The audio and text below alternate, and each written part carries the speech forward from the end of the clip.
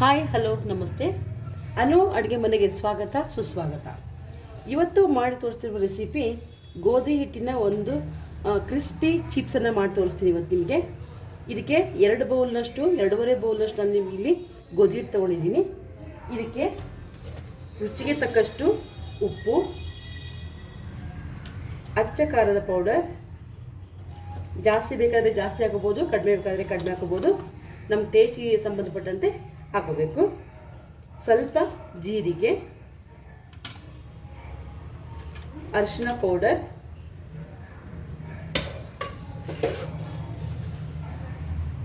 ಸ್ವಲ್ಪ ಅಜ್ವಾನ ಹಾಕ್ತಾಯಿದ್ದೀನಿ. ಅಜ್ವಾನನ ನಾನು ಸ್ವಲ್ಪ ತಿಕ್ಕಿ ಕ್ರಷ್ ಮಾಡಿ ಇದಕ್ಕೆ ಹಾಕ್ತೀನಿ, ಅಂದರೆ ಟೇಸ್ಟ್ ಬರುತ್ತೆ.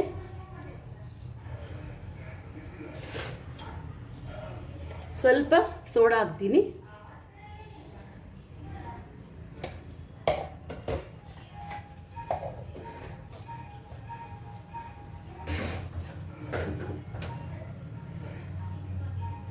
ಒಂದು 2 ಸ್ಪೂನಷ್ಟು ಬಿಸಿದು ಕಾದಾರಿದ್ದು ಸ್ವಲ್ಪ ಎಣ್ಣೆನ ಹಾಕ್ತೀನಿ, ಅಂದರೆ ಕ್ರಿಸ್ಪಿಯಾಗಿ ಬರ್ತವೆ.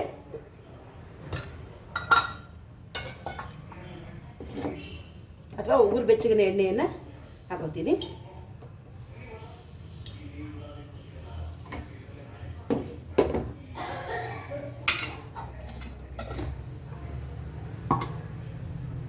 ಇದೆಲ್ಲವನ್ನ ಚೆನ್ನಾಗಿ ಮಿಕ್ಸ್ ಮಾಡಿಕೊಂಡು ಗೋಧಿ ಹಿಟ್ಟಿನ ಹದಕ್ಕೆ ನಾನು ಹಿಟ್ಟನ್ನು ನಾದಿಡ್ತೀನಿ. ಭಾಳ ಚೆನ್ನಾಗಿ ಬರ್ತವೆ, ಕ್ರಿಸ್ಪಿ ಬರ್ತವೆ. ಮಕ್ಕಳೇನಾದರೂ ಈಗ ಚಳಿಗಾಲ ಮಳೆಗಾಲದಲ್ಲೆಲ್ಲ ಏನಾದರೂ ಬೇಕು ಅಂದಾಗ ಎಲ್ಲರೂ ನಾವು ಹೊರಗಡೆ ಚಿಪ್ಸನ್ನು ತಂದು ಅವ್ರಿಗೆ ಕೊಡೋಕ್ಕಾಗಲ್ಲ. ಅದು ಹೊರಗಿನ ತಿಂಡಿ ಕೂಡ ನಮಗೆ ಆರೋಗ್ಯಕ್ಕೆ ಚೆನ್ನಾಗಿರಲ್ಲ, ಮಕ್ಕಳಿಗೆ ಸೂಟ್ ಆಗಲ್ಲ. ಹಾಗಾಗಿ ಮನೆಯಲ್ಲಿನೇ ನಾನು ಇದನ್ನು ಮಾಡ್ತಿರೋದು. ಒಂದು ಆರೋಗ್ಯದಾಯಕ ಒಂದು ಚಿಪ್ಸ್ ಅಂತಲೇ ಹೇಳ್ಬೋದು. ಇದನ್ನ ಇಷ್ಟನ್ನು ಚೆನ್ನಾಗಿ ಕಲಿಸ್ಕೊತೀನಿ, ಎಲ್ಲ ಮಿಕ್ಸಪ್ ಆಗಲಿ. ಇದೆಲ್ಲ ಮಿಕ್ಸಪ್ ಆದಮೇಲೆ ನಾನು ಗೋಧಿ ಹಿಟ್ಟನ್ನು ಚಪಾತಿ ಮಾಡ್ತೀವಲ್ಲ ಅದೇ ಹದಕ್ಕೆ ಹಿಟ್ಟನ್ನು ಕಲಿಸ್ಕೊಂಡಿರ್ತೀನಿ.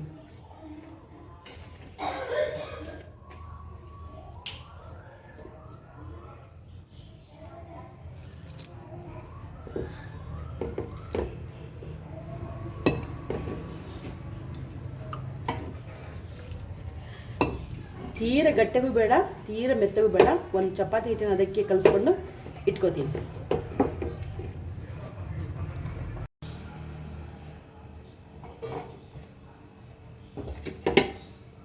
ನೋಡ್ರಿ, ಈ ರೀತಿಯಾಗಿ ಹಿಟ್ಟನ್ನು ನಾನು ನಾದಿಟ್ಕೊಂಡಿದ್ದೀನಿ. ಇದನ್ನ ಒಂದು 5 ನಿಮಿಷ ನೆನೆಗೆ ಬಿಡ್ತೀನಿ. ಸ್ವಲ್ಪ ಎಣ್ಣೆಯನ್ನು ಹಚ್ಚಿ ಇದಕ್ಕೆ ಸ್ವಲ್ಪ ಎಣ್ಣೆಯನ್ನು ಸವರಿ ಇದನ್ನು 5 ನಿಮಿಷ ನೆನೆಗೆ ಬಿಡ್ತೀನಿ.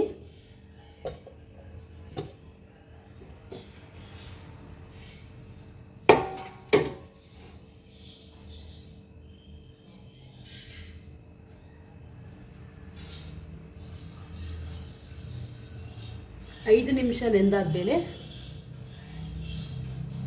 ಇದನ್ನ 5 ನಿಮಿಷ ನೆನೆಗೆ ಬಿಟ್ಟಿದ್ದೀನಿ. 5 ನಿಮಿಷ ನೆಂದಾದ್ಮೇಲೆ ಇದನ್ನ ತಗೊಂಡು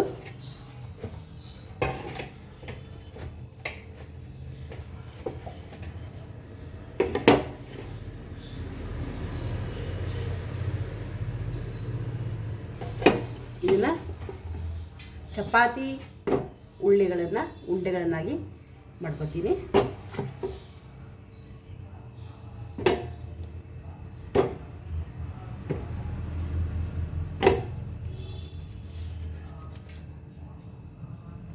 ಚಪಾತಿ ಉಂಡೆಗಳನ್ನಾಗಿ ಮಾಡ್ಕೊತೀನಿ. ಉಂಡೆ ಮಾಡಿ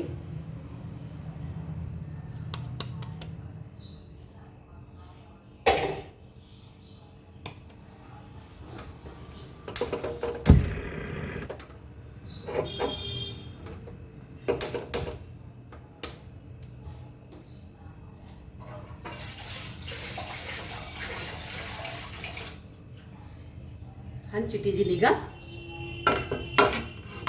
ಹಂಚ್ಕಾದ್ಮೇಲೆ ಅದನ್ನು ಚಪಾತಿ ಮಾಡಿಕೊಂಡು ನಾನು ಚಪಾತಿ ಮಾಡ್ಕೊತೀನಿ. ಸ್ವಲ್ಪ ಹೊತ್ತಿಲ್ದಂಗೆ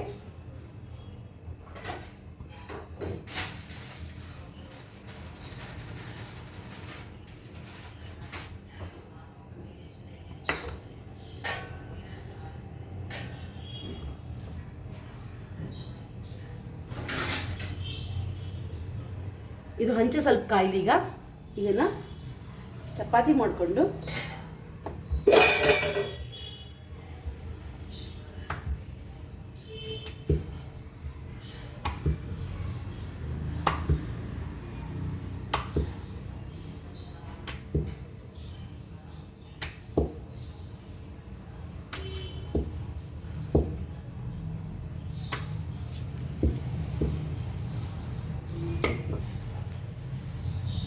ಇದು ಸ್ವಲ್ಪ ಕಾಯಿಲೆ ಹಂಚು.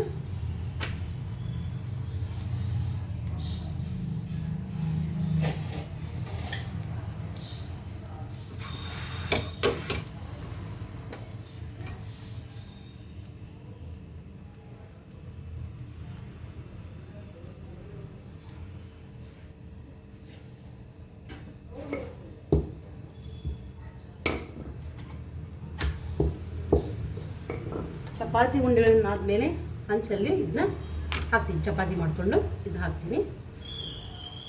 ಸ್ಲಿಮ್ ಉರಿಯಲ್ಲಿ ನಾನು ಇದನ್ನ ಬೇಯಿಸ್ಕೊತೀನಿ.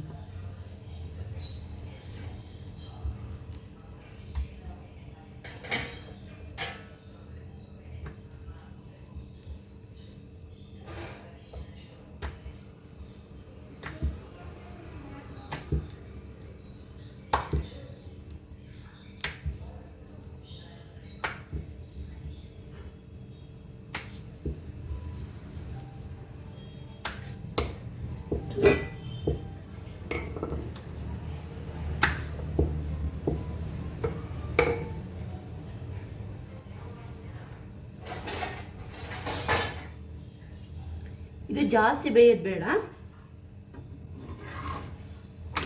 ಇಷ್ಟು ಬೇಯಿದ್ರೆ ಸಾಕು.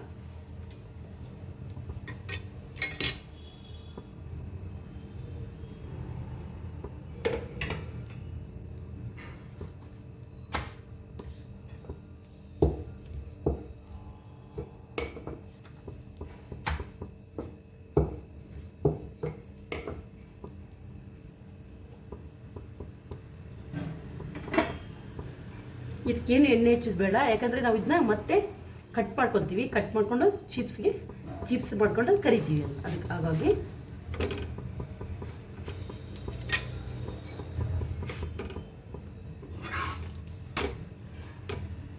ಇದು ಬೇಯ್ಲಿ ಚಪಾತಿ.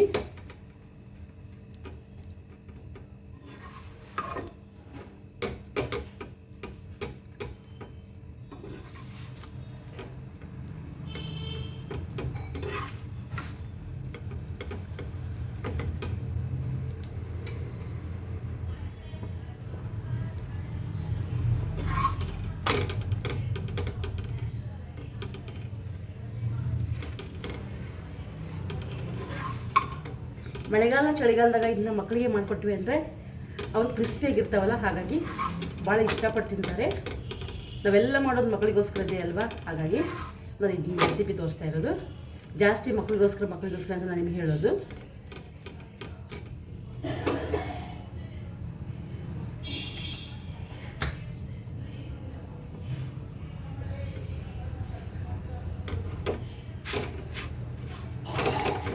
ನೋಡ್ರಿ, ಇಷ್ಟನ್ನು ಬೇಯಿಸ್ಕೊಂಡಿದ್ದೀನಿ. ಇದನ್ನ ಒಂದು ಸ್ವಲ್ಪ ಎಲ್ಲಿ ಒದಿಸಿಲ್ಲ, ಅಂದರೆ ಎಣ್ಣೆ ಹಾಕಿಲ್ಲ ಇದಕ್ಕೆ. ಈ ರೀತಿಯಾಗಿ ಬೇಯಿಸ್ಕೊಂಡಿದ್ದೀನಿ. ಇನ್ನೊಂದು ಎಷ್ಟು ತೆಳ್ಳಗಾಗುತ್ತೋ ಅಷ್ಟು ತೆಳ್ಳಗಾಗಿ ನಾವು ಮಾಡಬೇಕು.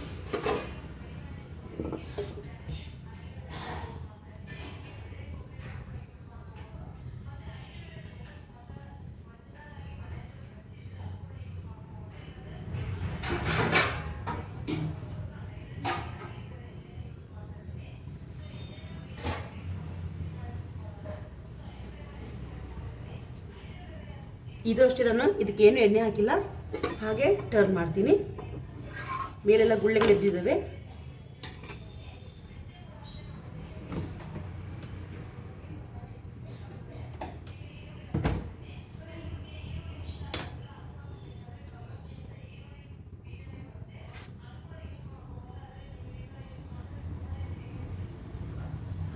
ಹಾಗೆ ಮತ್ತೆ ಗುಳ್ಳೆಗಳು ಬರ್ತಾ ಇದ್ದಾವೆ, ಅಂದರೆ ಬೇಯ್ದಿದೆ ಅಂತ ಅರ್ಥ.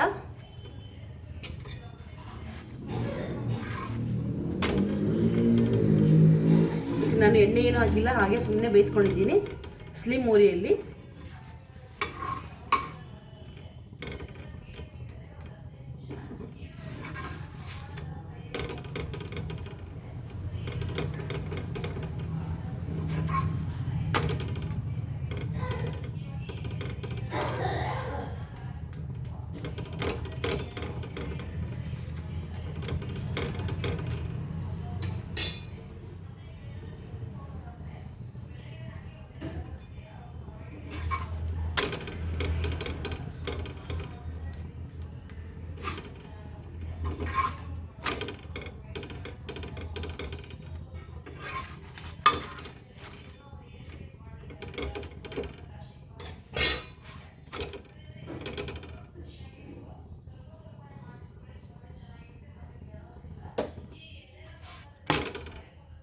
ಈಗ ಇದು ಬೆಂದಿದೆ, ಇದನ್ನು ತೆಗಿತಾ ಇದ್ದೀನಿ.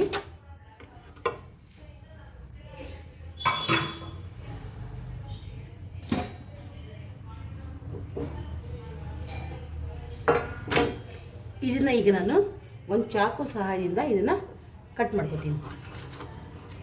ನಿಮ್ಗೆ ಯಾವ ಶೇಪ್ ಬೇಕೋ ಆ ಶೇಪಲ್ಲಿ ನೀವು ಕಟ್ ಮಾಡ್ಕೋಬೋದು. ನಾನು ಉದ್ದ ಉದ್ದ ಕಟ್ ಮಾಡ್ಕೋತೀನಿ.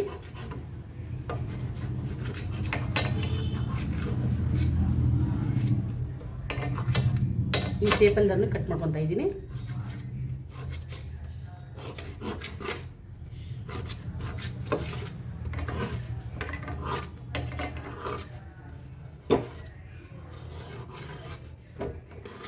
ನೋಡಿರಿ, ಈ ಶೇಪಲ್ಲಿ ನಾನು ಇದನ್ನ ಕಟ್ ಮಾಡ್ತಾ ಇದ್ದೀನಿ.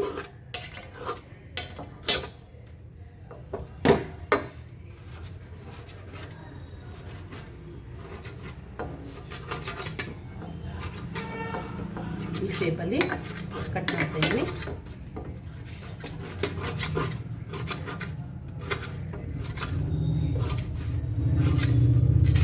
ನಮಗೆ ಭಾಳ ಉದ್ದ ಆಯಿತು ಅಂದರೆ ಅದನ್ನ ಮತ್ತೆ ಅಡ್ಡಡ್ಡ ಕೂಡ ಮಾಡ್ಕೊಳ್ರಿ. ಟ್ರಯಾಂಗಲ್ ಮಾಡ್ಕೋಬೋದು, ಡೈಮಂಡ್ ಶೇಪಲ್ಲಿ ಕೂಡ ನಾವು ಇದನ್ನ ಕಟ್ ಮಾಡ್ಕೋಬೋದು. ಇದನ್ನು ಮತ್ತೆ ನಾನು ಭಾಳ ಉದ್ದ ಆಗ್ತವೆ ಅನ್ನೋ ದೃಷ್ಟಿಯಿಂದ ಇದನ್ನು ಈ ರೀತಿಯಾಗಿ ಮತ್ತೆ ಕಟ್ ಮಾಡ್ತಾ ಇದ್ದೀನಿ.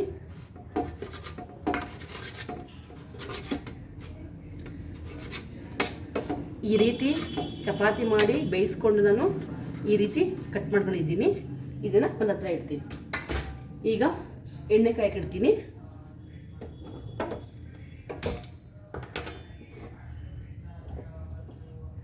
ಗೋಧಿ ಹಿಟ್ಟಿನ ಕ್ರಿಸ್ಪಿ ಚಿಪ್ಸ್ ಇದು ಚೆನ್ನಾಗಿ ಭಾಳ ಕ್ರಿಸ್ಪಿಯಾಗಿ ಬರುತ್ತೆ. ಎಣ್ಣೆಕಾಯಿ ಒಳಗೆ ಪೀಸಸ್ನ ಫ್ರೈ ಮಾಡ್ತೀನಿ. ನೋಡಿ, ಚಪಾತಿ ಮಾಡಿ ನಾನು ಅದನ್ನ ಚಪಾತಿ ಮಾಡಿ ಲಟ್ಸ್ಕೊಂಡು ಇದನ್ನು ಬೇಯಿಸ್ಕೊಂಡಿದ್ದೀನಿ. ಎಣ್ಣೆ ಹಾಕಿಲ್ಲ, ಇದಕ್ಕೆ ಎಣ್ಣೆ ಕಾಯ್ಕಿಟ್ಟಿದ್ದೀನಿ. ಈಗ ಪೀಸಸ್ಸನ್ನು ಮಾಡ್ಕೊಂಡಿದ್ದೀನಿ. ನಾನು ಯಾವ ಶೇಪಲ್ಲಾದರೂ ಮಾಡ್ಕೋಬೋದು ನೀವು ಪೀಸಸ್ನ. ಡೈಮಂಡ್ ಶೇಪಲ್ಲಿ, ಸ್ಕ್ವೇರ್ ಶೇಪಲ್ಲಿ, ಯಾವ ಶೇಪಲ್ಲಾದರೂ ನೀವು ಮಾಡ್ಕೋಬೋದು. ನೋಡಿ, ಈ ಥರ ಪೀಸಸ್ ಮಾಡ್ಕೊಂಡಿದ್ದೀನಿ. ಇದನ್ನು ಎಣ್ಣೆ ಇಟ್ಟಿದ್ದೀನಿ ಕಾಯೋಕ್ಕೆ. ಕಾದಿದ ಎಣ್ಣೆ, ಇದನ್ನು ಫ್ರೈ ಮಾಡ್ಕೊತೀನಿ.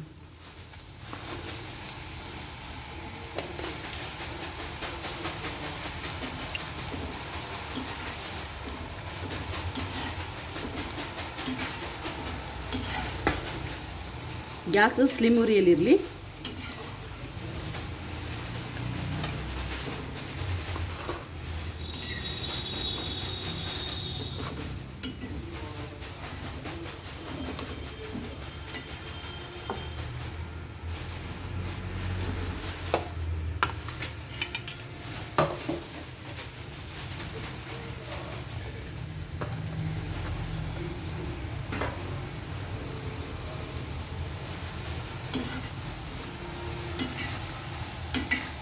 ಸ್ವಲ್ಪ ಫ್ರೈ ಆದ್ರೆ ಸಾಕು, ಕ್ರಿಸ್ಪಿಯಾಗಿರ್ತವೆ.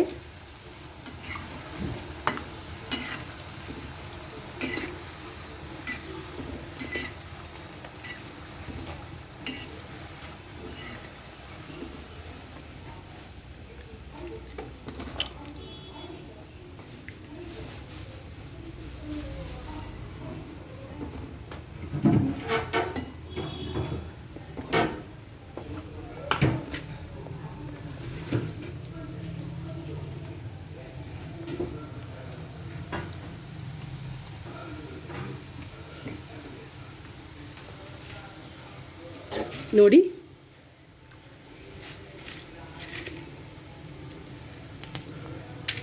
ಕ್ರಿಸ್ಪಿಯಾಗಿದೆ.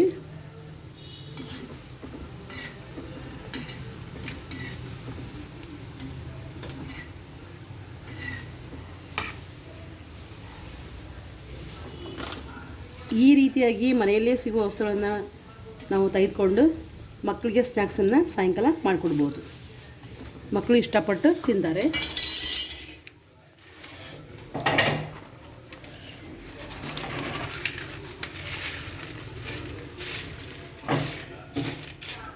ನೋಡಿ, ಕ್ರಿಸ್ಪಿಯಾಗಿದೆ ನೋಡಿ.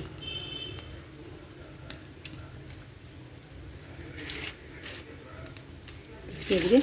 ಈ ರೀತಿಯಾಗಿ ಮನೆಯಲ್ಲಿರುವ ವಸ್ತುಗಳನ್ನ ಯೂಸ್ ಮಾಡ್ಕೊಂಡು ನಾನು ನಿಮಗೆ ಗೋಧಿ ಹಿಟ್ಟಿಂದ ಒಂದು ಸ್ನ್ಯಾಕ್ಸ್ ಮಾಡೋದನ್ನು ತಿಳಿಸ್ಕೊಟ್ಟಿದ್ದೀನಿ. ನೀವು ಒಂದು ಸಾರಿ ಈ ರೆಸಿಪಿಯನ್ನು ಮಾಡಿ ಇಷ್ಟ ಆಗಿತ್ತು ಅಂದರೆ ಲೈಕ್ ಮಾಡಿರಿ, ಶೇರ್ ಮಾಡಿರಿ, ಸಬ್ಸ್ಕ್ರೈಬ್ ಆಗಿ. ನಿಮ್ಮ ಸಬ್ಸ್ಕ್ರೈಬೇ, ನಿಮ್ಮ ಲೈಕೆ ನಮಗೆ ಮೋಟಿವ್ ಇದ್ದ ಹಾಗೆ. ನಾವು ಹೊಸ ಯೂಟ್ಯೂಬ್ ಚಾನಲ್ ಮಾಡಿರೋದು, ಹಾಗಾಗಿ ಸಬ್ಸ್ಕ್ರೈಬ್ ಆಗಿ ಪ್ಲೀಸ್. Thank you.